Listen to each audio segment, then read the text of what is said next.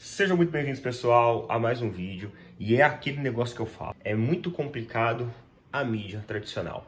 Eu acredito até que hoje em dia existem alguns bons programas e alguns bons debates dentro da mídia tradicional. Só que tá cada dia mais difícil de assistir, porque muitas vezes os caras eles ficam com a camisa do clube por baixo da camisa do uniforme ali do jornalismo que eles representam, e muitas vezes eles colocam ali opiniões que vai para o cunho pessoal. É diferente quando você entra, por exemplo, num canal de um palmeirense, num canal de um flamenguista, de um corintiano, você sabe para que time aquele cara torce. Então você sabe que a opinião que vier dele ali pode, de repente, ser uma opinião mais clubista ou menos clubista, e aí você acaba fazendo esse filtro de maneira automática. Então hoje, na mídia alternativa, existem pessoas que têm comentários muito mais sensatos e muito mais equilibrados até mesmo que a mídia tradicional. E um exemplo foi o que aconteceu ontem na seleção do Sport TV. O Sport TV ontem fez uma escala onde colocou que alguns times brilharam, alguns times decepcionaram, alguns times foram bem.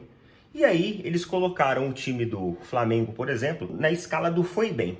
Colocou o Palmeiras e o Cruzeiro do brilhou e colocou alguns times ali, como o Atlético Mineiro, o Red Bull Bragantino, na escala de decepção do ano. O problema é o seguinte: quando você olha a escala do foi bem, que é a escala em que o Flamengo foi inserida, e isso tem dado grande repercussão nas mídias sociais, no Twitter e tudo mais, você vê times ali, figurando por aquela área como São Paulo, como o Fluminense, como o Corinthians, como o Atlético Paranaense. Eu fico pensando em critérios que os caras usam para fazer esse tipo de classificação.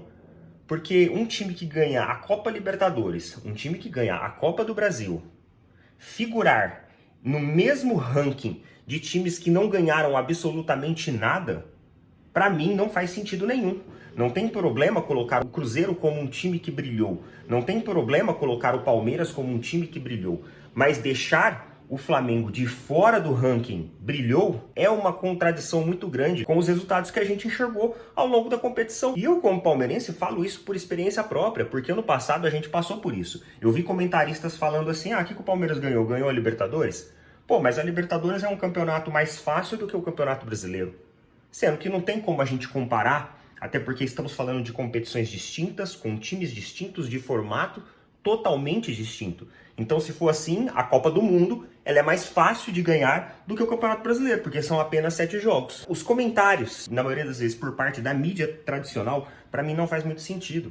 E deixar o Flamengo de fora da lista dos que brilharam faz menos sentido ainda. Eu não consigo ver o Flamengo figurando junto, por exemplo, com o São Paulo, que não ganhou absolutamente nada e, além disso, perdeu competições em finais extremamente importantes, como o Paulista e a Sul-Americana também. E não faz sentido nenhum. Para mim, o Flamengo ele deveria ranquear junto ali ao lado de Palmeiras e Cruzeiro, e eu sinceramente não entendi de onde os caras tiraram, fontes que foram vozes da cabeça deles que tiraram que o Flamengo deveria figurar entre os mesmos times ali, como Atlético Paranaense, Corinthians, Fluminense, Internacional, times que não ganharam absolutamente competição nenhuma. Uma grande incoerência por mais um ano por parte de alguns veículos de mídia esportiva tradicional.